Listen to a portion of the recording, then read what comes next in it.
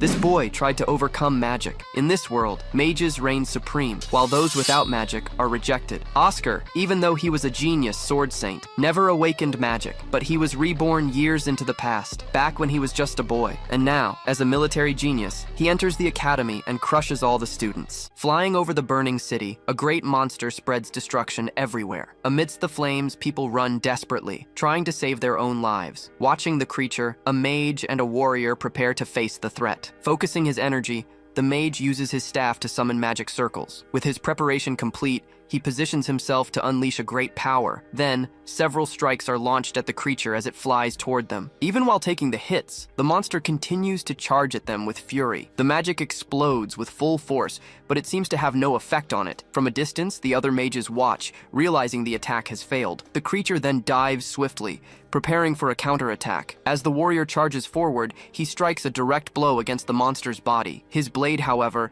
shatters upon impact with the tough scales. Realizing his failure, he is startled by the creature's incredible resilience. Without wasting time, the monster retaliates with a strike right in front of him. He is hit head-on, sent flying by the impact. Seeing the fallen warrior, the young man panics at the desperate situation, but at that moment, a skilled swordsman appears to face the creature. With his support team, he readies himself for battle against the monster. Leaping from below, he lands a precise strike right on the target's chest. Struck squarely, the creature recoils, letting out a massive roar. Reflected in the monster's eye, his precise attack hits a vital point. Landing safely, he watches the creature's shadow dissolve. After the battle, he simply turns and sheathes his sword. Revealing his identity, he is Oscar, known as the Sword Saint. Surrounded by the survivors, they thank him for saving them. He then tells them he'll leave the rest of the work to them. Ignoring their calls, he simply turns and starts to walk away. Passing by a father and son, he remembers a moment from his past. In a memory, a little girl says that what she's seeing is very beautiful. A man then explains to her that it's what they call magic. With a wand, he created various particles that floated in the air. Despite everything, he still had a somewhat distant and thoughtful look. Seeing his strength, a family watched him with great admiration for his deeds. In his memory,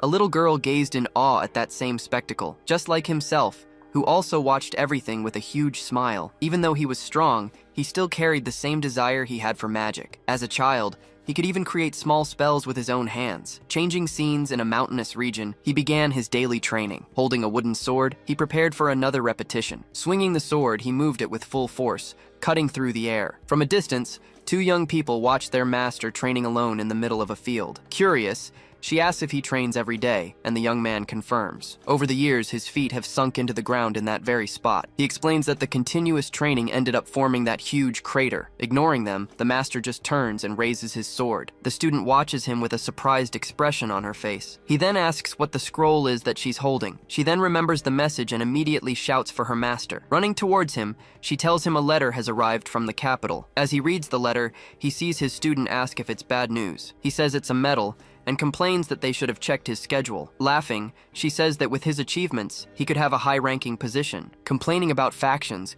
he says he wouldn't be able to train well in a place like that. The student then comments that he must really love the sword. Looking to the side, he seems to reflect on what she just said. With a slight smile, he says it's not like he enjoys it that much. Revealing his past, he says he chose the sword on his father's orders. Completely surprised, the student is speechless upon hearing that revelation. He confirms that he didn't choose the path of the swordsman of his own free will. Looking at her, he says he envies her for having a talent for the sword. She says she joined the academy of her own volition, but now she's scared. Clutching her clothes, she shows she's very nervous about the situation. It's explained that mages and swordsmen use different circuits for their power. Mixing the two different energies causes a total collapse in the user's body. For this reason, the choice between the two paths defines your entire life. Placing a hand on her shoulder, he tries to calm his young apprentice. He then advises that if she's worried, she should just swing her sword. With a smile, she replies that she understands and thanks her master for the advice. Later, lying in his bed, the master rests alone in his room. He then thinks that he has no right to say that to his disciple. Remembering her words,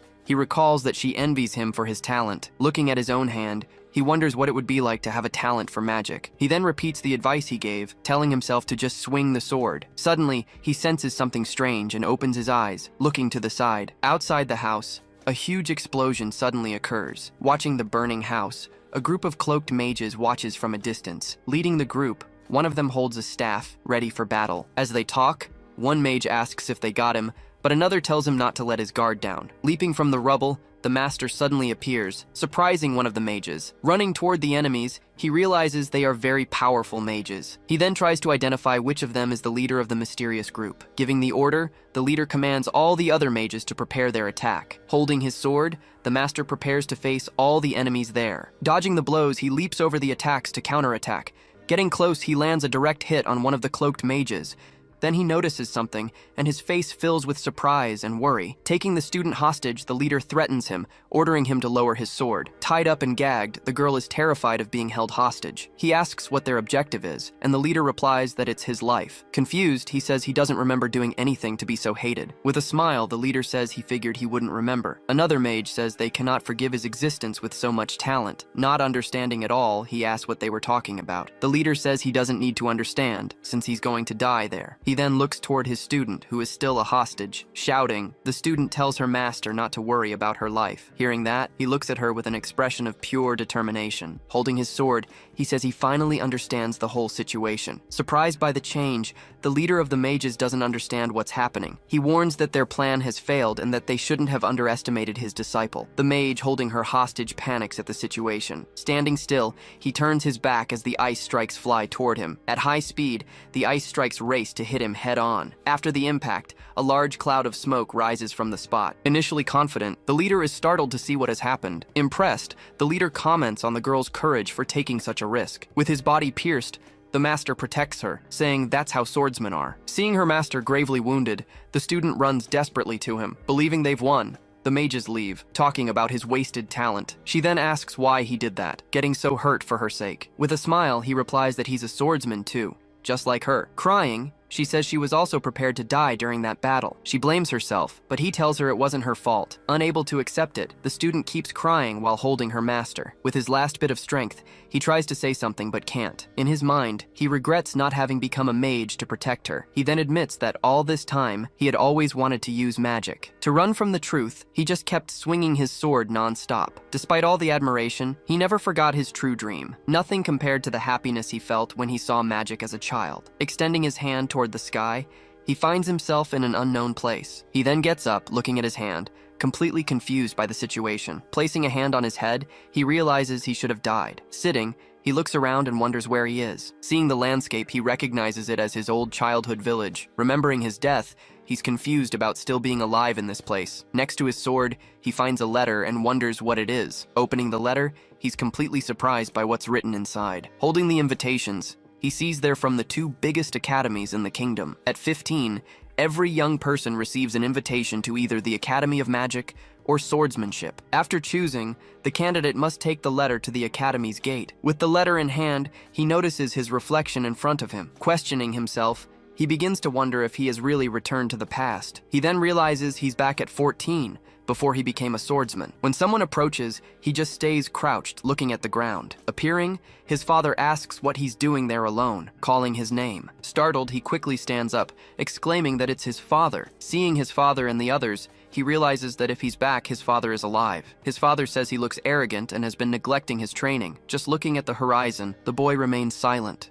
saying nothing. Back then, all he thought about was how to tell his father about his desire for magic. Being a swordmaster, his father was responsible for training many disciples. As his son, he naturally began to learn the way of the sword as well. In a memory, he runs excitedly, saying someone showed him magic earlier. With great joy, he described how radiant and beautiful magic seemed to be. With a serious expression, his father would say that magic was a technique for the weak. Grabbing his shoulders, he orders that as his son, he would use the sword. Unable to abandon the sword, he continued to train, even while wishing to use magic. Back in the present, he stands up and faces his future with determination. Gripping the sword tightly, he thinks that he's had enough of that ending. Determined, he affirms that in this life, he will follow the path he truly wants to follow. His father then asks again why he was neglecting his training. Turning his face away, he replies that he has already spent a lifetime with the sword. Surprised by the answer, his father just stares at him in silence. Unleashing his power, he summons several energy swords around him.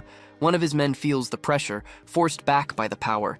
The other two are thrown to the ground, unable to withstand the force he released. Even with all that power, the boy remains still, facing his father. Amazed, One of the men wonders how he can be so calm. Ignoring the pressure, he stands firm, looking at his father without backing down. His father watches him, realizing his son wasn't just playing around. Dispelling the technique, he says it seems he wasn't just messing around. Approaching, he places a hand on his son's shoulder, acknowledging his strength. He then says that one day he will be able to entrust his guild to him. Seeing this, the other men look at the young boy with envy. With a faint smile, his father turns and starts to walk away. Thinking about his father, he stands there, reflecting on that moment. Running towards him, he hugs his father from behind with all his might. Two men surround him, saying they were eager to see him again. With a smile, one of them offers to give him a little sword lesson. Remembering the past, he realizes those guys were there before too. They were his training partners, whom he always fought at his father's request. But after they awakened their energy, they always left him aside. Taking the opportunity, they would take out their frustrations on him, pretending to teach him. Back in the present,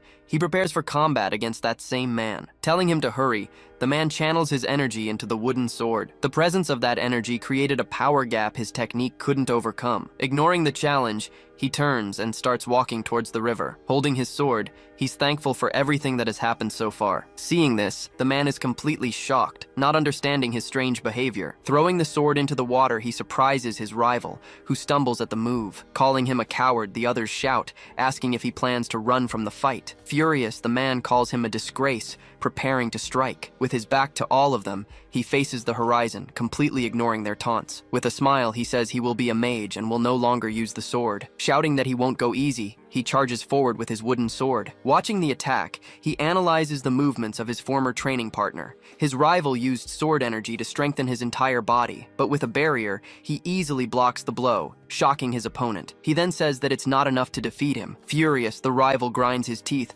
refusing to accept the direct provocation. Attacking with fury, he tries to land several blows but misses every one. He then realizes he's fallen into the old habit of fighting like it's just a training session. Outraged, he shouts, asking why he can't land a single hit. Extending his hand, he prepares to end the fight once and for all. With a swift move, he easily disarms his opponent. Stepping on the sword, he lands a blow that knocks his rival to the ground. On the ground, the rival furiously yells, calling him a bastard. Standing before him, he prepares to deliver the final blow. He then asks why he would throw away his advantage against a disarmed opponent. Looking back, he sees the others holding back the furious rival. After a moment of thought, he figures this will keep his rival away for a while. Remembering the past, he recalls how his father forcefully awakened his energy. To avoid the same mistake, he decides he will master magic first. Continuing on his way, he walks alone on a road through the forest. Wiping away his sweat, he looks around to make sure no one is there. Stopping in front of a rock, he believes no one will be able to see him. In a memory, a mage asks him how magic is used. He explains that swordsmen refine energy to enhance their bodies or their blades. Paying close attention, the mage listens to his explanation with curiosity. Sitting beside a garden, she then prepares to give an example. She then picks up a watering can that was on the ground next to her. She says that for them, using magic is like watering plants with a watering can. Not understanding, he asks what she meant by that. She explains that mana circulates through circuits and is poured into a magical formula. With a spell activated, the flowers around her begin to bloom. Back in the present, he sits on a rock to meditate in peace. Remembering the mage, he recalls that mana fills all the air around him. Sitting on the rock, he looks at the sky, trying to concentrate on nature. Closing his eyes, he believes he can draw in the mana with his heightened senses. After all, as a swordsman, he trained all 5 of his senses to their limit. So he closes his eyes, preparing to feel the flow of mana. Able to feel the flow of nature, he senses the birds, the water, and the fish. Opening one eye, he seems to have finally perceived something. Just then, the mana becomes visible, flowing throughout the forest around him. Wide-eyed, he's shocked to finally see the magical energy. Celebrating, he says that he did it and now he needs to absorb it all. But he realizes he has no idea how to do that. Hearing a noise, he quickly turns in the direction of the sound. Diving to the ground, he sees something hit the rock right beside him. Sensing the mana, he feels that something is very strange about this place. Getting up, he decides to walk toward the mysterious energy he felt. Moving through the forest, he gets closer and closer to the source of the power. He then realizes he can't sense the presence of any living being, but suddenly, he throws himself to the ground to dodge an attack. As dust kicks up, he's startled by the force of the unexpected attack. Looking ahead, he finds himself facing a huge stone golem. He then wonders why something like that would be in such an isolated place. Just then, he notices someone else falling from the sky right in front of him. A woman then lands on the golem's head, staring him down. Waving, she asks what he's doing in her private workshop. With a threatening look, she asks if he's after her research. She then warns him to think carefully before he opens his mouth. Standing before him, the mysterious woman watches him with great suspicion. Remembering the rumors, he recalls a heroine from the frozen north, able to command a golem. She alone was worth an army of soldiers. Known as the Creation Mage, her name was the fearsome Isabel. Now in chains, he never imagined he'd meet her in a situation like this. Sitting on her throne, she demands to know which faction he belongs to immediately. Then she points her staff, preparing to use magic against him. A large magic circle forms on the ground, trapping him completely in place. Desperate, he yells for her to wait, trying to stop the attack. He says he didn't resist capture because he's not her enemy. She seems to consider his words before making her decision. Standing up, she prepares a spell and bids farewell to the nameless mage. Screaming, he warns her that he's not even a real mage. Surprised by the revelation, she stops her attack and stares at the chained boy. With a smirk, she says that's a pretty pathetic excuse to use. Placing a hand on his head, she begins to use an unknown magic. Her eye glowing, she's surprised by what she just discovered. She then realizes there's no mana flowing through his circuits. Now in a room, she says she finally understands his situation. Sipping a cup of tea, she informs him that she doesn't plan to apologize. She then complains that she's already a target for everyone around her. Surprised, he asks if she's really a professor at the Magic Academy. He thinks this is his chance to learn from her at the academy. Taking another sip, she glares at him with a look of pure contempt. Standing up, he prepares to make a very important request. Filled with hope, he asks her to teach him how to manifest mana. Coldly, she refuses, saying she has no interest in talentless losers. She then tells him to finish his drink and just leave. Remembering his death, he refuses to accept that fate once again. He refuses to back down no matter what. Ignoring her order,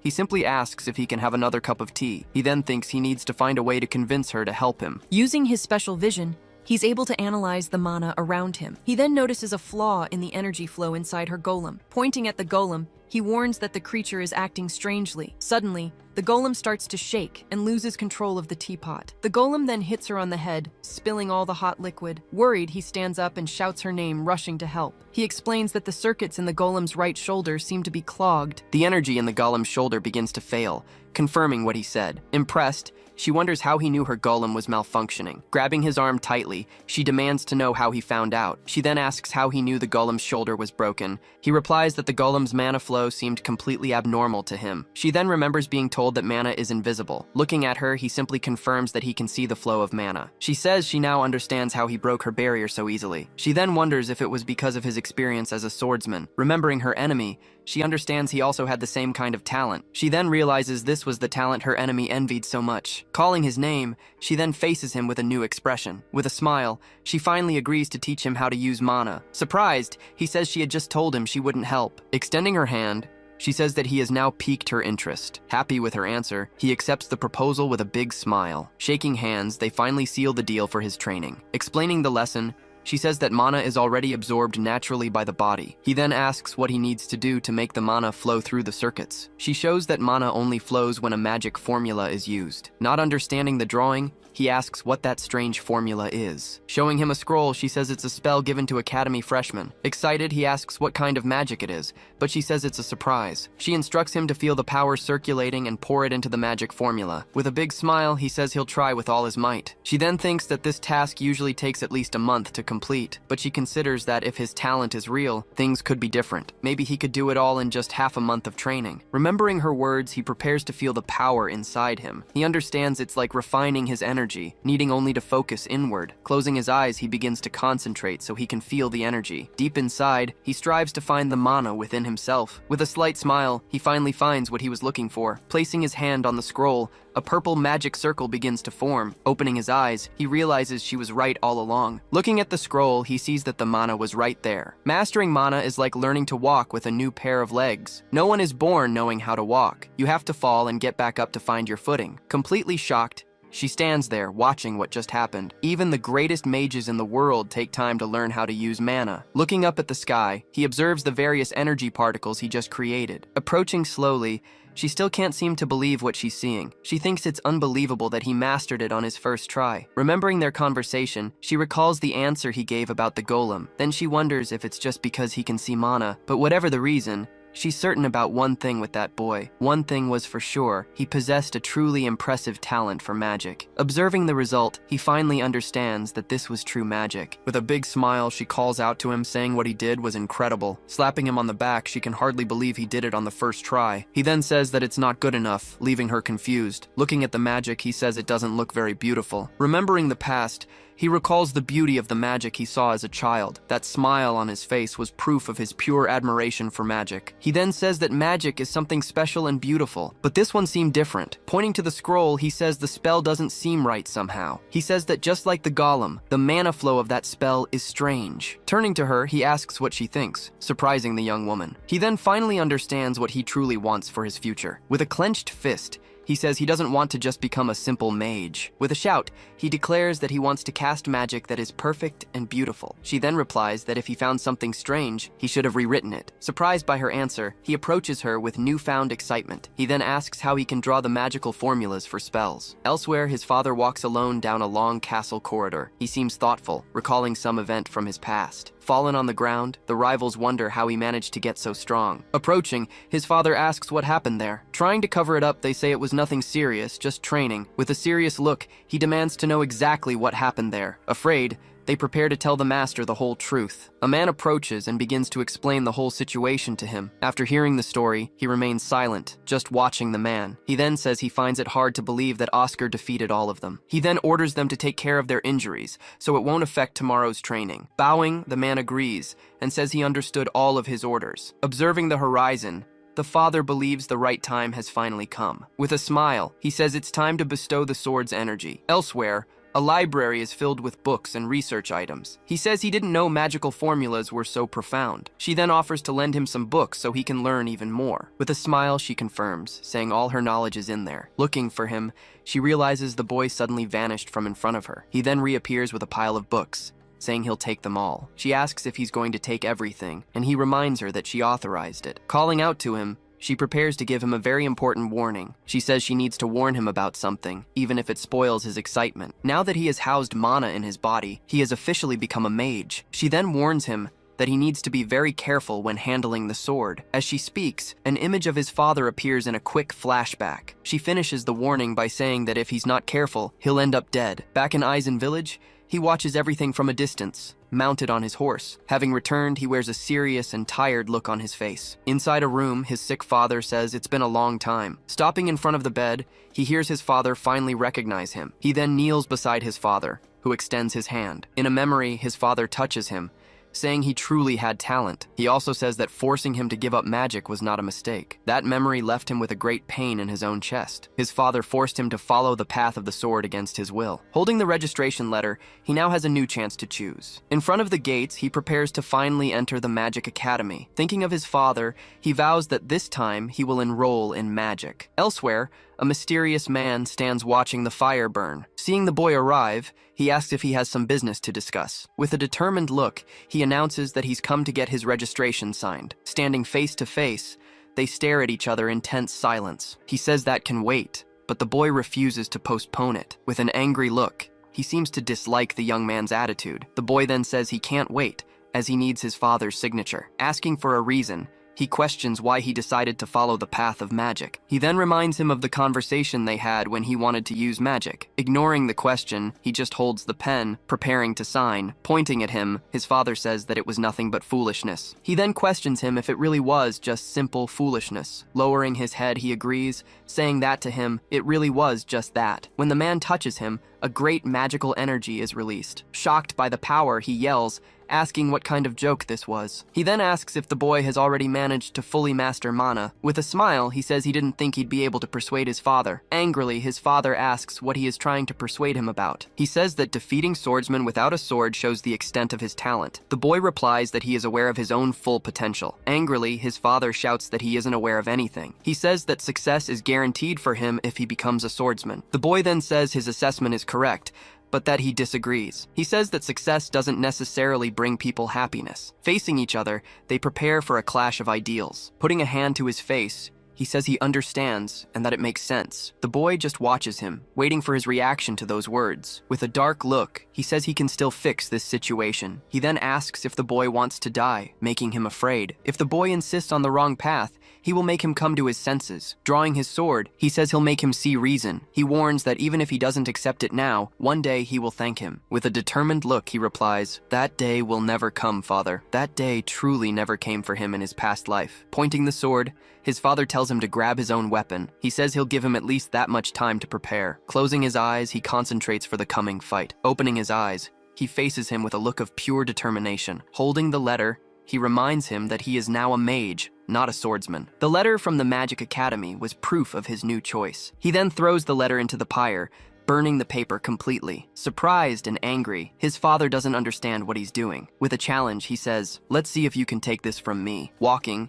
he tells the boy to try his luck and see what happens. He warns him not to get cocky just because he withstood his energy, but with a swift strike, his father stops the blade near his neck. He thinks he can read the attacks as if he were holding the sword himself. Since childhood, he has always carefully watched his father's every move. The reflection in his eyes showed that he had learned everything he could from him. Unleashing a flurry of blows, his father creates an attack that covers the entire area, but the boy dodges every strike with great ease. He then reveals that the person he looked up to the most was his father. Stepping back, his father says he truly lives up to his words. He also praises him for dodging so well, even without using his energy. He then says his talent with the sword is truly genuine. Offering his energy, he tells the boy to accept his power. The boy then remembers it was his father who said he would make him surrender. With a smile, he asks if his father wants him to yield. Angrily, his father calls him a fool, not believing his attitude. He then says that, like his talent, there are things he refuses to yield. Holding a quill, he shows that he won't give in to his father. His father asks if he intends to use that as a real sword. He then reveals that it's a magic staff for beginners like him. Remembering Isabel, he says that knowledge is necessary for magic, and just like him, his father also has no knowledge of magic. Holding the quill, he readies himself, as his father doesn't know what's coming. His father could never predict what his next move in combat would be. Lunging forward with a strike, he attacks the boy with all his might. Using his special vision, he can predict all of his father's attacks. He then summons several copies to protect himself from his father's blow. Dodging the attack, he manages to escape unharmed with a slight smile. Appearing behind him, he takes him by surprise, preparing to counterattack. He then stops his father's blade, showing his vast superiority. Holding the quill, he prepares to use the magic he has always dreamed of. He then uses mana to draw a magical formula from his knowledge. Remembering his childhood, he recalls the first magic he ever saw, the magic he had dreamed of countless times over all those years. With a spark spell, he prepares to fulfill his wish. In a memory, his sick mother sat in a rocking chair. Shocked by the spell, his father is speechless, just watching the sparks. The spark spell hits his father, creating a small burst of light. He then wonders what kind of magic that was. Charging at him, the boy prepares for his final attack. Angrily, he asks if that magic was just a simple distraction. Tossing his father into the air, he shows it was no distraction. Landing on the ground, he stops right beside his father's sword. The reflection on the blade shows the boy with the quill pointed at his father. He then says he knew his father would attack based on his presence. He asks if the goal was to take his sword with the distraction. The boy says that hiding his objective was something he learned from him. With a hand on his face, he seems frustrated with the whole situation. He then says he can guarantee his talent, but there are no guarantees in magic. Standing face to face, they stare at each other in silence. With a smile, he says he merely demonstrated the path he wishes to follow. He then asks if his father became a swordsman because his talent was guaranteed. Remembering the past, his father seems to recall an old conversation. A man wonders if his son should follow the path of the sword. Sitting next to his wife, he says their son has a talent for the sword. She then reminds him that he only started fighting because he thought it was cool. With a smile, she says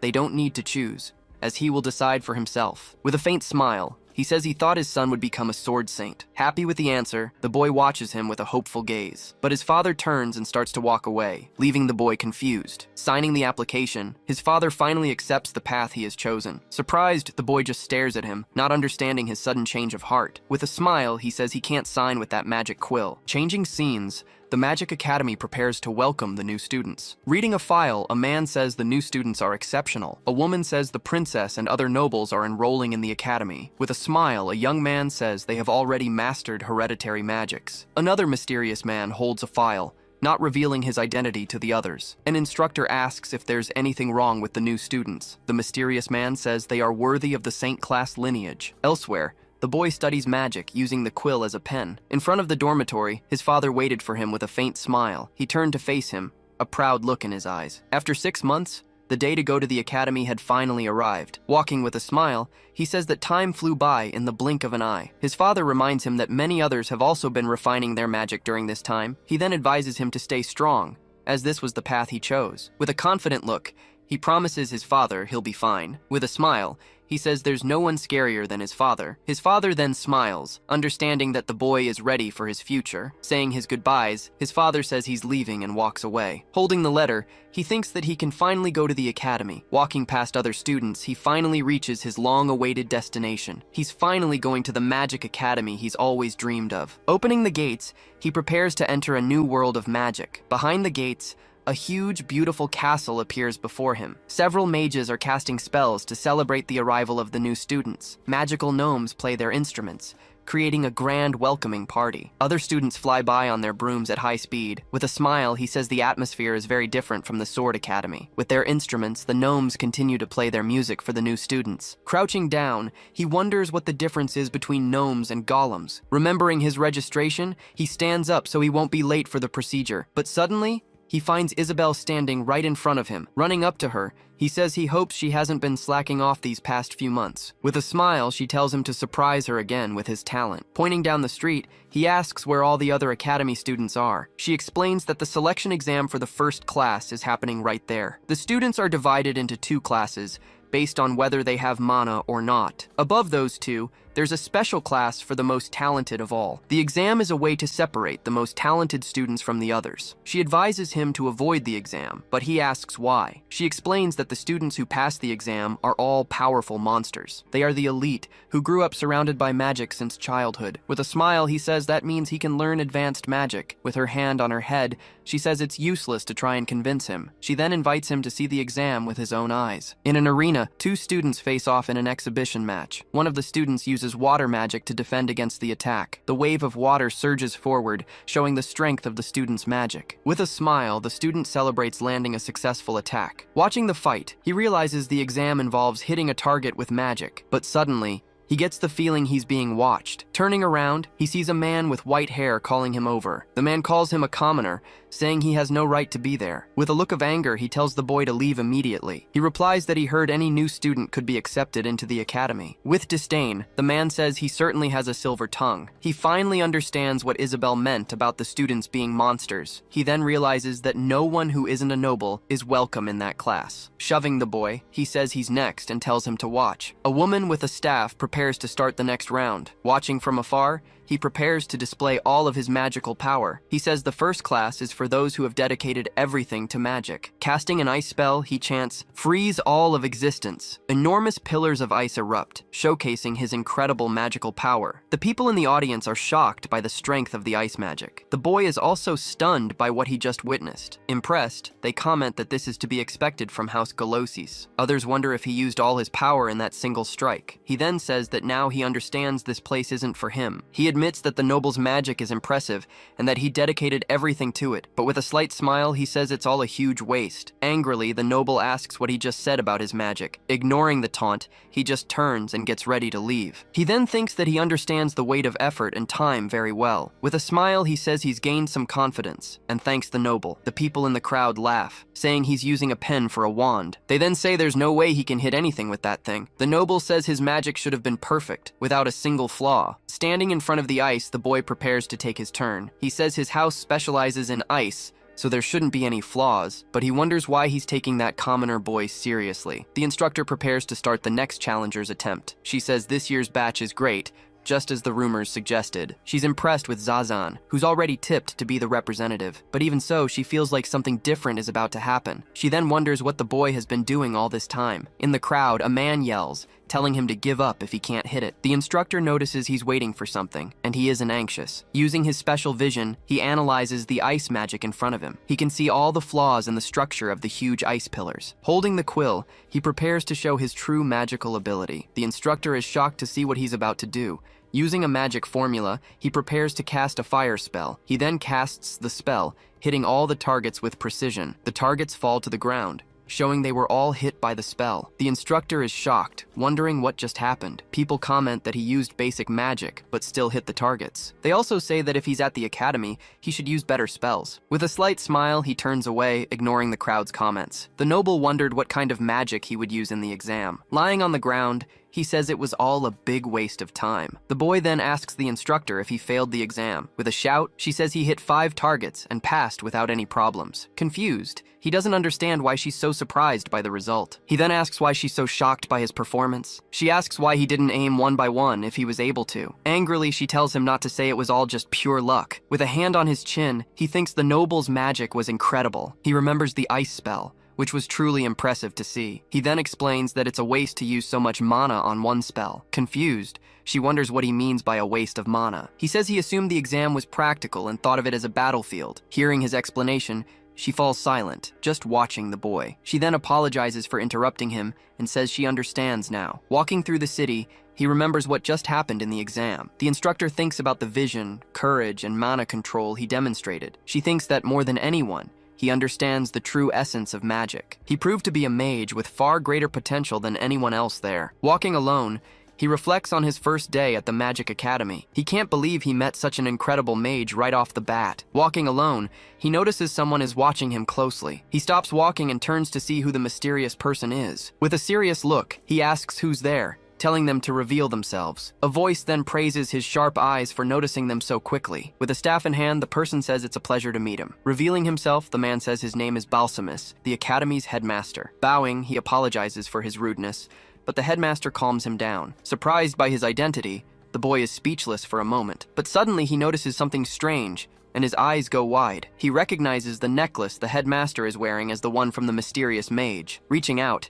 he asks if there's something wrong with him. Hesitating for a moment, he gets ready to greet the academy's headmaster, but as he touches him, he gets a vision of the headmaster with a pained expression. Shocked by the vision, he quickly backs away, startled by what he saw. A powerful gust of wind throws him back, showcasing the headmaster's magical strength. He's then thrown onto the roof of a house. Landing safely, the headmaster praises him for dodging, questioning his sharp perception. Floating in the air, he wonders if the boy's intuition is really that strong. With the quill in his hand, he asks if the headmaster came here to kill him. The headmaster asks if he really thinks he can win with that. With a swing of his staff, he casts a powerful wind spell. A prison of wind forms, surrounding the boy on all sides. He then realizes it's a wind barrier, and there's no way out. Realizing there's no escape, he prepares to use a fire spell. Using a magic formula, he launches a fireball at the headmaster. The spell surges forward, about to hit the headmaster dead on in the air. Hovering in the air, the headmaster watches the fire attack approach him, but with his staff,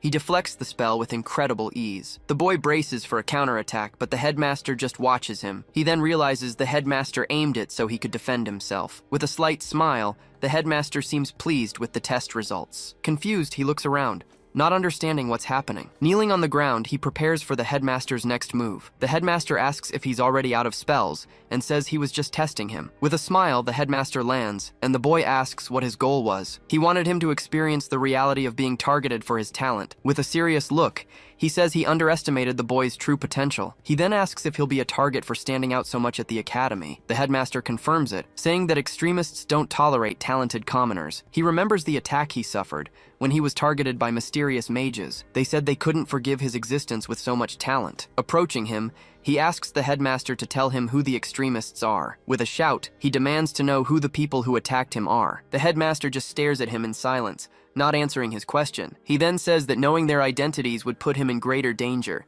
He advises him to focus on learning to protect himself at the academy. With a determined look, he thinks about the power he needs to protect himself. He remembers that if the headmaster were an enemy, he'd already be dead. Closing his eyes, he seems frustrated with his own weakness right now. Turning to the headmaster, he gets ready to ask another question. He then asks what the pendant he's wearing around his neck is. The headmaster stares at him, looking a bit surprised by his question. He then asks if there's something wrong with the proof of a magic saint. Shocked, he understands that this is a title of the highest rank. That title was the mage's equivalent of the sword saint. The headmaster then says he's going to give him something and tosses a coin. Holding the coin, he wonders if it's some kind of badge. The headmaster warns him not to lose it, as it will be useful soon. Watching the headmaster leave, he's impressed by the power he displayed. He thinks that there isn't the slightest disturbance in the headmaster's mana. Holding the badge, he says he can't just stand there being impressed. He thought that just learning magic would be enough in his new life. But remembering his death, he knows he needs far more power. With a clenched fist, he understands he needs to become much stronger. He says he needs to surpass the man he was as the sword saint. In a room, 2 students comment that he was the first to arrive. They also say he hit every target during the exam. The noble says that's ridiculous and that he'll be eliminated soon. A man then enters the room, approaching the students who were there. Stepping forward, he prepares to make an important announcement. Seated, the noble just watches him with a look of pure contempt. Surprised, the noble stares at him with a shocked expression on his face. Entering the room, he walks toward his seat among the other students. In disbelief, the noble wonders how that guy managed to get here. He then questions what could have happened to the commoner boy. Talking with the mage, he says he needs to focus on gaining power to protect himself. Sitting with his eyes closed, he begins to concentrate on his power training. By repeating the process, he understands that discharging power increases his mana pool. Opening his eyes, he now stares at the horizon with a much more determined look. Standing in his room, he continues to look outside through the large window. Looking at his hand, he says he wants to gain more combat experience now. Suddenly, while sitting on the floor, he turns around in surprise as he notices something. Walking towards the door, he remarks that this is the first time this has happened. Adjusting his gloves, he states that this is the first time he's ever wanted to become stronger. Arriving at the location, he faces a group of 3 guys looking down on him. Seeing him there, the white-haired guy scoffs, saying, "That guy!" The guy then wonders what could have happened to our protagonist. Around them, other students also seem quite surprised by his sudden appearance. Noticing his rival there, his gaze finds someone else among the students. His eyes focus on a girl with glasses, and he wonders who she is. As she sat reading, a bookmark fell to the floor beside her. Bending down, he quickly picks up the bookmark before anyone can step on it. Walking up to the girl, he asks if that bookmark belongs to her. Holding out his hand, he returns the object she had dropped. With a smile on her face, she thanks him profusely for returning it. Observing her reaction, he comments that she seems to really like flowers. Confused by his words, the girl just stares at him, not understanding the comment. Introducing himself as Oscar, he asks to sit next to her, whose name is Lily. Just then, a voice emerges, and he looks up, paying attention. The other students look around, wondering whose voice that was. Coming from a nearby table, the voice seemed to be coming from inside a book. Suddenly, the book's pages begin to fly all over the room. Startled, all the students, including his rival, watch the pages fly around. Then a woman appears and introduces herself as Ruth, the person in charge of the class. Recognizing the woman, he remarks that she's the teacher from the first class exam. The teacher announces that next week they will participate in combat classes. Hearing about the field training, he becomes visibly much more excited. With his fist on the table, he can hardly believe he'll be gaining combat experience so soon. To balance the groups, she says they will form teams of 5. Confused, the students ask if combat strength is their magical power. Wagging her finger, she explains that the measurement will be their total body mana. Next to the girl, he continues to pay close attention to all the instructions. With a smile, the teacher prepares to begin the measurement procedure. She then informs them that she has finished measuring every student's capacity. Suddenly, the students notice spheres of light appearing above their heads. The girl beside him is also surprised by the sphere that appeared above her. With her back turned, the teacher tells them to look at the light intensity of each sphere. A large sphere appears above his rival, impressing a classmate standing nearby. Another student with a serious expression also has a sphere of equal intensity. Sitting in a relaxed manner, another boy smiles for also having a powerful sphere. Observing the students, the teacher says there are several talented mages in the class. Above his head, a small sphere of mana appears, leaving him very confused. Mocking him, other students say that no one will want to team up with him. Ignoring the comments, he thinks that now is not the time to worry about that. Just then, a hand touches his shoulder, making him turn around suddenly. It was the girl from before, who invites him to join her group. He asks if she's sure, and she says that anyone who loves flowers is a good person. But she warns him that first, she'll need to ask someone named Levin. Not understanding at all, he wonders who this Levin person could be. Sitting down, the red-haired guy asks if she wants to put that guy in their group. Facing the guy, he says confidently that he would very much like to join the group. The two then stare at each other, while the redhead seems to be analyzing the whole situation. Resting his hand on the table, he says it is a noble's duty to protect the weak. He then agrees, saying he'll let him join as a baggage carrier. After the conversation, the students begin to gather to form their groups. One of the students turns and glares at the two of them with a look of contempt. Walking beside him, the girl notices the other student stares. She tells him not to be bothered, saying the difference between them is natural. As they walk, he says it's okay and thanks her for letting him join the group. Answering one of her questions, he says he's been studying magic for about half a year. Stopping, the two of them continue talking about his training. With a surprised expression, she asks if he's really only been studying for half a year. He then turns to her, a bit confused by her reaction. Walking down the hallway, the teacher leaves the students after giving them instructions. Just then, the white-haired boy calls out to her, saying Professor Ruth's name. Turning to the student, she asks if something is wrong. He then questions why that commoner is in the academy's first class. Continuing his complaint, he says the boy has no mana or power whatsoever. With a clenched fist, he states that an amateur won't be able to keep up with them. With a smile, the teacher asks if he's referring to young Oscar. Staring intently at the boy, she begins to share an important fact about him. She reveals that it's only been 6 months since he awakened his mana, shocking his rival. Stating he has great potential, she says he might soon surpass him. Turning her back, she continues to explain her point of view on the matter. She concludes by saying that the field training is meant to weed out the weakest. The scene changes, and the classroom now appears completely empty. A pyramid chart shows that nobles are born with a high power level. Hearing the explanation,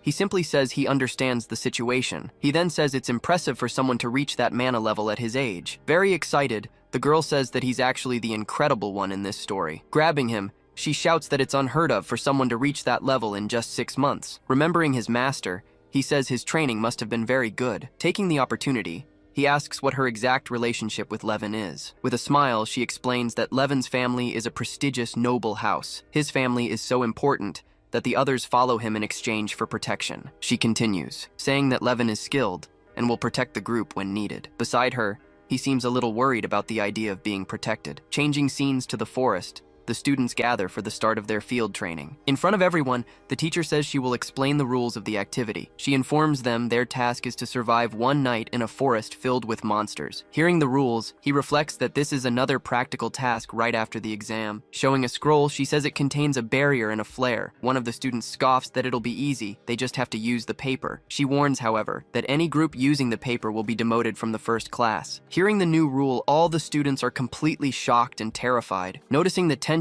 he realizes how important it is for everyone to stay in the first class. The red-haired boy then says that as long as he's around, quitting is out of the question. With a confident smile, he promises to protect everyone during the test. The students then begin to organize, each joining their group. A very large camping backpack is thrown on the ground near the group. Pointing at the luggage, the redhead orders him to hurry up and carry the equipment. Beside him, the girl worries, but he says he'll be fine. Seeing him bend down, the redhead says he likes people who know their place. Carrying the backpack, he walks with the group as they enter the forest for the test. Suddenly, the group's leader trips and falls to the ground, startling his teammates. On the ground, he seems to be hurt, while the others just watch, unsure of what to do. Extending a hand to him, the protagonist asks if he can stand up. The boy just glares at the outstretched hand with an expression of pure rage. Rejecting the help, the redhead furiously yells at him to shut up and get away. Walking ahead, he turns to the girl and asks if she's okay. Watching the boy, he wonders how the other can remain so calm. As he keeps walking, he thinks that they haven't encountered any monsters along the way yet. Suddenly, his gaze focuses on something strange, noticing an anomaly in the forest. As they walk, the surrounding environment starts to look increasingly different. Shouting desperately, he warns everyone to stop and not take another step. Annoyed by the command, the redhead stomps his foot and asks who he thinks he is. With a serious expression, he senses something similar to his master's barrier. Just then, the group realizes they are trapped inside a huge magic circle. When a foot steps on the circle, the magic barrier begins to crack completely. Holding her staff, the girl looks up, surprised by what's happening. Shocked, the redhead asks what the hell is going on. Through a crack, his serious gaze carefully observes the dangerous situation. On the other side of the broken barrier, a hand holds a dagger. ready to strike. Turning to the group, he tells everyone to prepare their staves for the imminent battle. With the barrier breaking, he tells everyone to get their staves ready for the fight. Looking up, the group notices the sky now looks completely different. Startled by the change, she asks if this is still the forest they were walking in. Just then, they find themselves facing enormous trees, in a place very different from before. On one of the trees,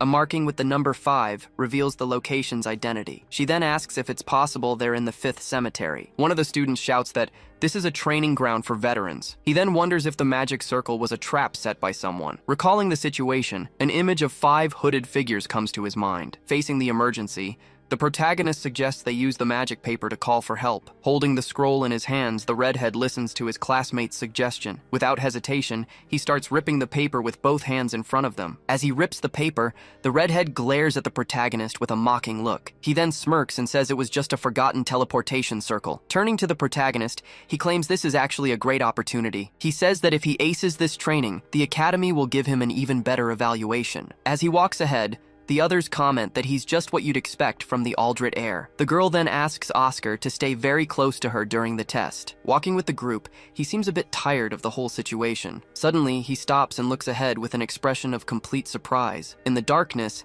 several pairs of eyes watch the approaching group. A 3-eyed wolf with sharp teeth stares at the students, growling at them. With a smile on his face, the redhead says they've finally shown up to fight. Holding his weapon, he prepares for the battle that's about to begin. He thinks this is a unique chance to gain real combat experience. The redhead stops him, asking what he thinks he's doing getting so close. He then says he'll show them how a true noble really fights. Not understanding the comment, he wonders about the way a noble fights. One of the wolf's paws hits the ground, revealing its sharp claws. Preparing for the attack, the redhead faces a wolf charging in his direction. Wielding his wooden weapon, he readies himself for battle against the creatures. With a smile on his face, he raises the weapon high to attack the wolves. Slamming the weapon on the ground, he creates a barrier to protect the whole group. From the ground, a rock barrier begins to rise in front of the students. The barrier hits the wolves, throwing the creatures away from the group of students. Shouting to his classmates, he tells everyone to attack the monsters now. At that, one of the guys launches a blast of wind toward the creatures. Right after,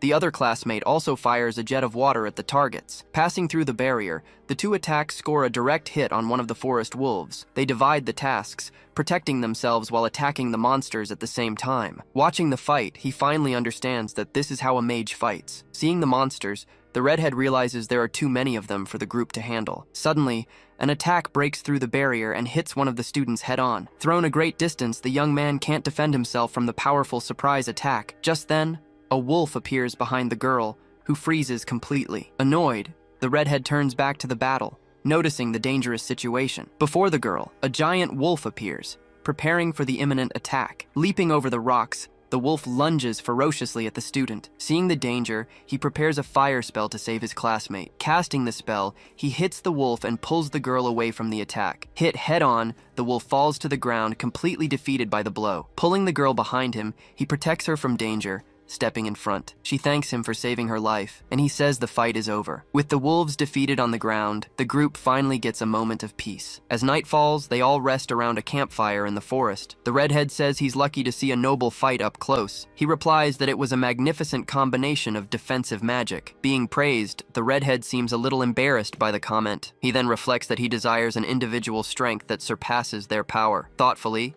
he wonders if he should just keep training as he always has. As he sits in the forest, the girl calls out to him and approaches. With a smile, she offers him 2 mugs so they can talk. She says she's the one who ended up needing protection, and he thanks her for her help. He then asks about the difference in strength of the defensive magic she used. Remembering the wolf's attack, he continues his questioning about the magic. The redhead explains that magic is stronger the closer it is to the caster. Mocking him, he says that commoners are all like that and don't understand magic. The girl then explains that magic returns to nature the farther away it gets. Hearing the explanation, he finally understands the logic behind using magic. He reflects that if the formula and the mana are the same, there must be a way. Drinking from the mug, he wonders if there isn't a way to increase its effectiveness. Laughing, the girl says it seems she made the drink a bit too thick. He just smiles back, while continuing to think about magical power. At that moment, his gaze focuses on something, as if he's had a new idea. Observing the drink, he says he finally understands what he needs to do. Seeing him lost in thought, the girl calls his name, a little worried about him. Looking at the mug, he thinks about increasing the power that fills the container. He then wonders if this idea isn't similar to the Ki sword. Meanwhile, A man watches the group through a surveillance spell. Holding a whip, he comments on the heir of the renowned Aldrich family. Stepping on a magic circle, he seems to be preparing for some action. With a serious look, he says he'd prefer that person to stay quiet for now. Behind him, a huge, shadowy creature emerges, awaiting his orders. At a campsite, a teacher observes a group of students who have given up on the test. Scared, the defeated students huddle together, awaiting the outcome. She reflects that the dropout rate was low, as the class is exceptional. Just then, another woman arrives and says it's time to switch. The new instructor introduces herself as the teacher named Isabel. Seeing the newcomer, the students wonder if she is Isabel of Destiny. Watching a spell, she comments on how the students are doing in the test. She says the rivals group is doing very well, as expected from the first class. In another part of the forest, a student reads while sitting on top of a defeated creature. Asking about Oscar, the other teacher says his group's signal has disappeared. Looking at the location, she finds it strange, as they were there just a moment ago. Back in the forest, his group continues to rest around the fire. The other team members also take advantage of the free time to relax. One of the guys gets up and starts practicing with his wand near the woods. Holding his mug, the protagonist remains thoughtful, watching the campfire. Remembering the key sword, he thinks about how swordsmen use that technique. He then wonders if it would be possible to do the same thing using his mana. Suddenly, he hears a noise and looks startled toward the forest. Two of his classmates run out of the woods, screaming for everyone to run. The redhead then asks if more weaklings are showing up for the fight. Suddenly, a huge pillar of fire erupts in front of the whole group. Noticing the explosion, the redhead wonders what just happened. As the flames dissipate, a figure begins to emerge from the darkness. With sharp claws, the paw of an enormous creature steps onto the forest floor. Emerging from the shadows, a giant dragon appears, facing the entire group of students. Shocked by its appearance, the students wonder if that is really a dragon. With its mouth open,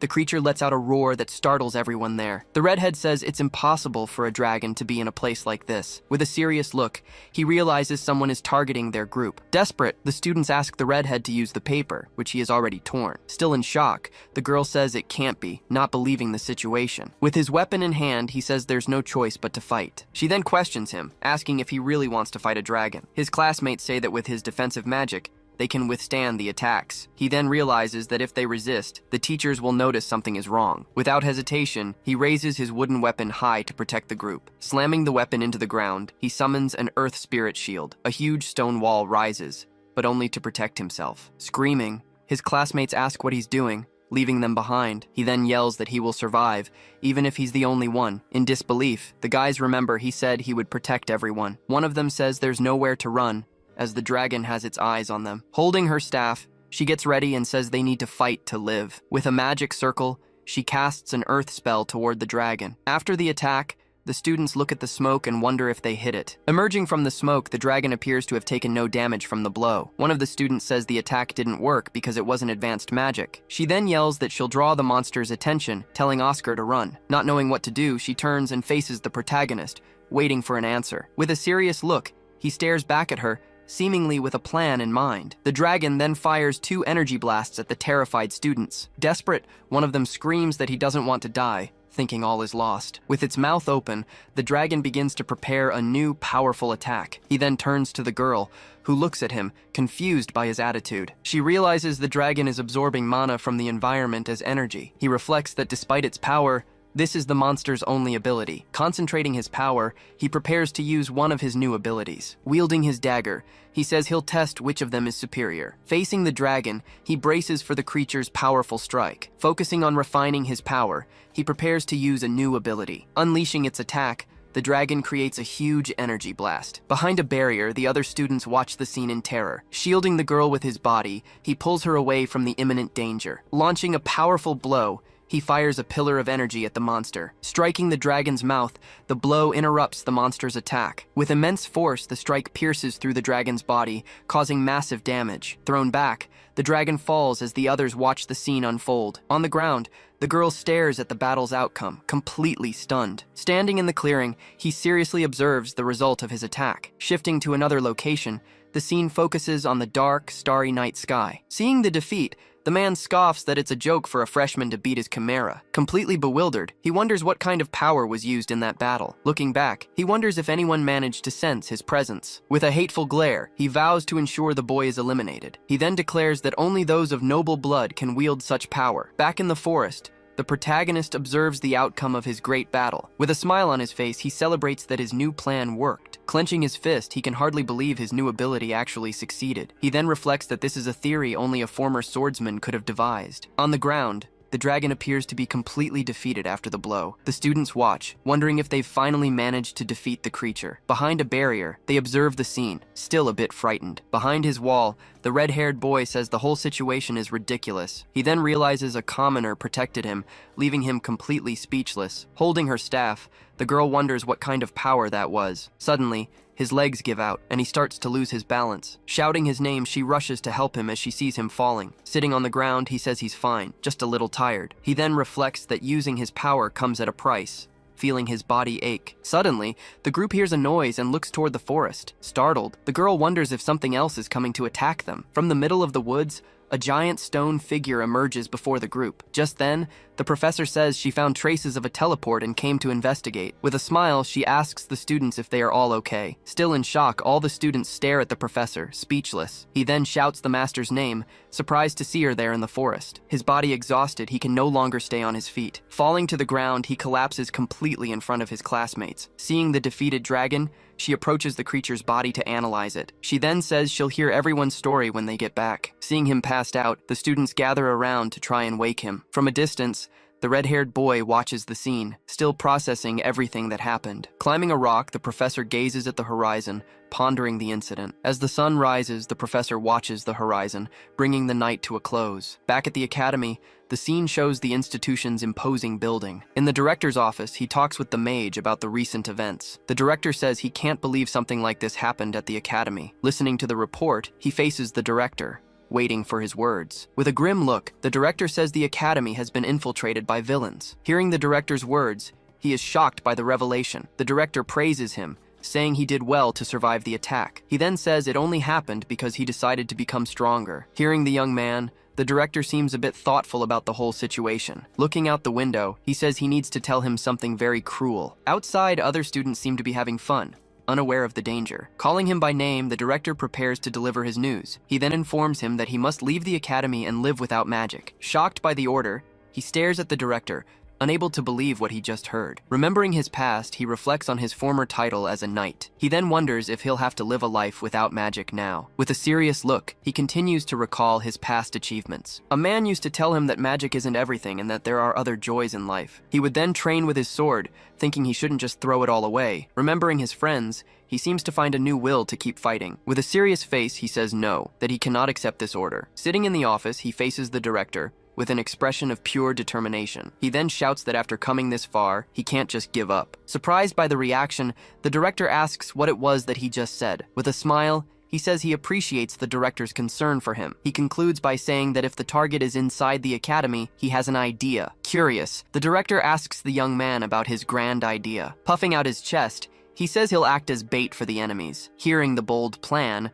the director is shocked by the young man's courage. He then asks if the boy isn't afraid of dying in the process. With a smile, he replies that he has no intention of getting caught. The director then starts to laugh, surprised by the student's confidence. Letting out a hearty laugh, he seems to really like the young man's attitude. He then says that in that case, he'll match his resolve. Extending his hand, the director prepares to seal the deal with him. With a smile on his face, he shakes the director's hand, closing the deal. The director says that before he fights, he needs a new staff. Confused, he looks at his weapon, which he used in the last battle. That's when he notices the staff is broken and now unusable. Cutting to the library, the scene shows the place where he will train. There, the director hands him a new staff to use on his mission. The professor says the staff is for beginners, but perfect for him at the moment. He then asks if a staff is really necessary to use his abilities. She explains that it's hard to write with your finger, and the same goes for magic. If mana is the ink, she says, then the staff is the writing tool. He then remembers a time when he admired the other students' staffs.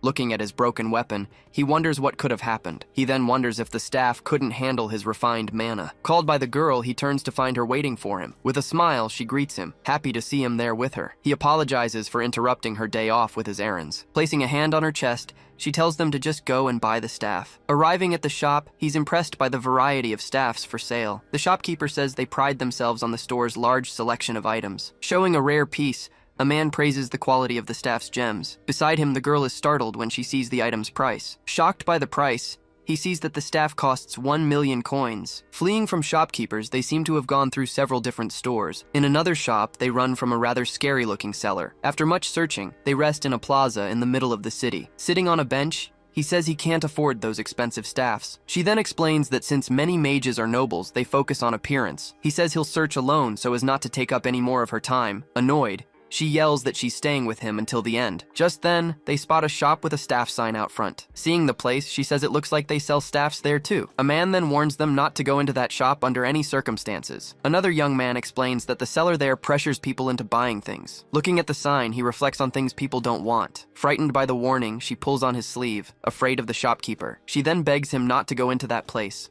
no matter what. Ignoring the warnings, he opens the door and decides to enter the shop. He then says that if the shop is so bad, it should have gone out of business by now. Entering the place, he finds himself in a dark and very dusty environment. Behind him, the girl looks on, scared of what they might find. He then approaches a counter, observing the items for sale. A man then asks if he's a customer or just looking. Carving a piece of wood, the shopkeeper sits on a stool, looking intimidating. He then says that with so many staffs out there, the young man ended up in his shop. The protagonist just stares at the man, showing no reaction. Suddenly, the shopkeeper's gaze changes, as if he's noticed something. Pointing at the young man, he seems to have noticed something very strange. Yelling furiously, he throws a knife in his direction, startling everyone. He then says he has no intention of selling him a thing. Pointing at the young man, he yells that he has no staffs to sell to swordsmen. Hearing his words, he is surprised by the shopkeeper's reaction. Scared, she says she knew the place was dangerous and that they should leave. Rejecting her suggestion, he states that he's going to buy a staff right there. With a smile, he says that this shopkeeper has really piqued his interest. Surprised, the girl asks if he's really going to choose a staff from that shop. He then turns to the shopkeeper and asks what made him think that. Watching the young man closely, the shopkeeper begins to analyze every detail about him. He looks at the way the young man dresses and how he carries himself. Analyzing his hands, the shopkeeper continues to look for important clues. He also notices the way the young man steps on the floor as he moves. Pointing at the boy, he says his center of gravity is subtle. Remembering his past as a knight, he stares at the shopkeeper without saying a word. Behind him, the girl says that Oscar isn't a real swordsman. He then reflects that he didn't expect the shopkeeper to analyze him so quickly. Standing in the shop, he decides to tell the curious shopkeeper the truth. He reveals that he started learning magic half a year ago, leaving the man surprised. With a smile, the girl says he's a student at the Magic Academy. Thoughtfully, the shopkeeper asks why he's looking for a new staff. He then explains that the staff he was using broke during a fight. Handing over the broken weapon, he shows the staff's condition to the shopkeeper. Analyzing the object, the shopkeeper says it's completely useless now. He then explains that the internal magic circle was destroyed by an excess of mana. Not understanding, he asks what the shopkeeper means by that. The shopkeeper explains that larger staves can handle more mana, but they're harder to use. Holding the broken staff, he says the beginner's shape is more intuitive. Remembering his teachers, he notes that their staves are large and complex. He then asks what kind of staff the shopkeeper thinks would suit him. The shopkeeper replies that he hasn't decided if he'll sell one to him yet. Walking through the shop, he approaches the young man, who stares at him, confused. He then challenges him to choose the best staff in the entire shop. Pointing to the shelf, he says he'll sell it if he's satisfied with the choice. Looking at the options, he begins to analyze which staff he should choose. Behind him, the girl and the shopkeeper watch, awaiting his decision. She then reflects that a staff's value is determined by its materials. Suddenly, he reaches out his hand and seems to feel something in one of the staves. She wonders if that might be a rare staff, made from hagonome wood. Shocked by the item, she reflects that one of those is worth a year of luxury. With a hopeful look, she hopes that Oscar will notice that staff. He then turns, as if sensing a magical presence. Holding a simple staff, he says he has finally decided which one to take. He then shows a piece of wood, saying he'll take that one. The girl and the shopkeeper stare at him, shocked by his unusual choice. She then yells that the most expensive staff in the shop is the other one. He then explains that he wasn't asked to find an expensive staff, but a good one. With a serious look, the shopkeeper asks why he chose that staff. With a smile, he says it was just a feeling, that the staff felt warm. He then touches the shopkeeper with the staff, who looks at him with disdain. With the staff in hand, he says the object isn't broken. He concludes by saying that losing your equipment is the scariest thing. With a smile, he says that this is a good staff for its user. The shopkeeper stares at him, surprised by his precise analysis of the object. Suddenly, the man turns and looks at him with a surprised expression. He then asks if the shopkeeper will sell him the staff he chose. The shopkeeper reveals that staff was made for his son a long time ago. Confused, he asks why the staff is in the shop if it's not for sale. He then says that the staff's owner broke before the tool did. On the counter, a photo shows the shopkeeper next to his young son. Holding the staff, he says the object can't be called good. With his back turned, he seems to be dismissing the two from his dark shop. He says it's a shame, but the girl comforts him, saying it will be okay. Suddenly, the shopkeeper asks where they think they're going now. Not understanding, he turns to the man, confused by his question. The shopkeeper tells him to wait, as he's going to get a staff that will suit him. Hearing the news, the two are overjoyed and celebrate. Relieved, she says she was very nervous, and he apologizes. Suddenly, the shop door opens, revealing a new figure. It was the same man who attacked them in the forest, surprising everyone. With a shocked look, he asks what they are doing there. Understanding nothing, the two just stare at the man, surprised by his appearance. Holding his whip, the man glares at the group with a menacing look. With wide eyes, the protagonist realizes the danger they're in. The girl then asks if the professor also came to the shop to buy a wand. He says yes, hiding his true intentions for being there. Just then, the shopkeeper calls out to the professor, seeming to already know him. Saying he seems busy, the professor says his goodbyes and leaves the shop. Leaving the shop, he walks down the street, away from the group of students. She then comments that he's already gone and wonders what he wanted. The shopkeeper says he's as restless as ever, showing disdain for the man. Handing him a new staff, he says this will be his new battle partner. Surprised, he stares at the staff, wondering what kind of weapon it is. Made of wood, the staff has an axe blade on its upper end. The shopkeeper explains that the staff was made from the legendary origin tree. This tree, which never dies, is on a very distant island nation. The tree's foliage remains radiant, with a canopy that is always green and alive. The girl shouts that wands from that tree are a treasure of immense value. With a smile, the shopkeeper says she's right. The item is very resilient. Still startled, she says a staff like that must be very expensive. The shopkeeper reveals the staff was meant for his son when he returned. With his back turned, he says that just like his son's wand, it is not for sale. Sitting on a bench, he shouts that he won't sell any other wands. He then explains that there isn't another wand in the shop suitable for him. Holding the staff, he prepares to accept the shopkeeper's gift. With a smile, he thanks him deeply for all the support and understanding. The shopkeeper then rushes him, telling him to try out the new staff right away. Holding the weapon, he prepares to test the power of his new equipment. With his eyes closed, he begins to concentrate to use his magic. Channeling his energy, he envelops the entire staff with his blue mana. The shopkeeper watches him with a serious look and a slight expression of surprise. He then says the feeling is strange, as if he's been using it for years. Shouting at them, the shopkeeper tells them to leave as he can't lose customers. Remembering the professor, he turns and decides to ask the man a question. He then asks if Professor Eamon is a regular at this shop. Back at the academy, the students gather in the classroom for the next lesson. One of the students points, saying that's the group that went to the cemetery. They comment that it was a miracle the group returned in one piece from the incident. One of them reveals that Levin tried to save his own skin and abandon the others. Suddenly, the professor cracks his whip, startling the entire class. Annoyed, he yells at the students who apologize for talking. The professor then stares at the protagonist, who watches him in silence from his seat. He just stares back at the professor,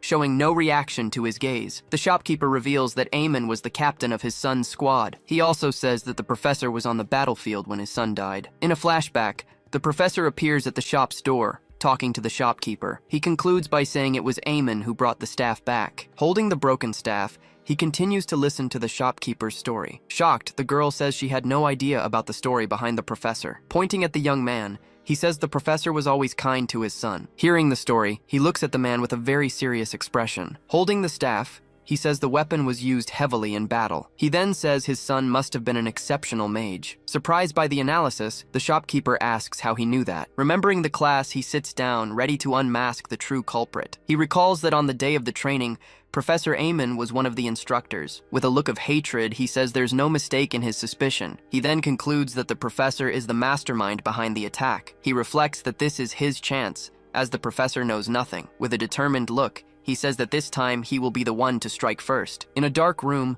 the professor communicates with a mysterious entity. The entity says it admires the prowess he has shown on the battlefield. The professor replies that he is well aware of the expectations placed on him. The entity then asks if he found the school more treacherous than war. Answering no, he seems a bit uncomfortable with the question. He then promises to achieve military results without any further delay. After the conversation, he turns and leaves the room, thoughtful about the mission. Standing in the middle of the room, he reflects on the recent events. Back at the academy, the scene shows the imposing building of the institution. The director asks if it was Eamon who attacked him during training. He says he finds it hard to believe the accusation against the professor. The director explains that the professor was a brave man who risked his life. The protagonist says that even so, he is sure he's not mistaken. The director says that if he claims so, it must be true, but he needs proof. With a smile, he says that's exactly why he is there. Surprised by the plan, the director listens carefully to every detail of the strategy. He says that just like in training, the professor will attack again. He concludes that if there's an opportunity, the enemy will strike without hesitation. Hearing the plan, the director becomes thoughtful about the next steps to take. He then reveals that there is an escort mission for the Imperial Princess. Princess Ariel was scheduled to enroll in the Academy's first class, but due to the side effects of a spell, she had to postpone her enrollment. Professor Ruth reveals that her enrollment was postponed for this reason. With a serious look, she says they must go receive Her Highness in the capital. The professor then reveals that this will be the mission assigned to all of them. While reading a book, one of the female students seems very interested in the mission. The protagonist's rival also listens to the instructions with great attention and seriousness. He then reflects that this is the perfect condition for Eamon to attack him. The professor turns to the class and asks if anyone has any questions. At that moment, the rival raises his hand and calls the professor ready to speak. With a serious look, he asks about the strength of the new class member. He questions if he can assume he has strength that rivals their own. Hearing the question, he stares at his rival with an expression of pure certainty. The professor says that, judging by the training, he has already surpassed them all. Shocked by the revelation, he stares at the professor, not believing what he heard. One of the female students, who was reading a book, also seems surprised by the news. He then says that the man he knew was mediocre and had no power at all. The protagonist just listens to the outburst, showing no reaction. The professor points out that, even so, several important people praise him highly. He says his grades were superior and that he doesn't understand the situation. With a look of anger, he says he finds it all incomprehensible. Pointing at the protagonist, he challenges him to a duel in front of everyone. He then demands that the boy show every drop of his power as a mage. The professor seems tired of the student's attitude, but doesn't interfere in the fight. She then reflects that with things as they are, she fears for the future of the mission. With a smile, the professor says the loser of the duel will be removed. Staring at his rival, he accepts the challenge, leaving the other boy shocked. In an arena, the two take their positions, ready for the duel to begin. Holding his staff, he wonders how things came to this. Suddenly, he notices something and looks startled at his opponent. The rival raises his wand and begins to summon an ice spell. Several magic ice circles appear around him as he stares back in surprise. Shouting, the rival tells him to prepare for the coming attack. He then reflects that he cannot be removed from the mission under any circumstances. Gripping his staff tightly, he prepares for the imminent battle. With a serious look, he concentrates, ready to use all his power. Shouting, he says he accepts the challenge from his rival, Zazan Gilo.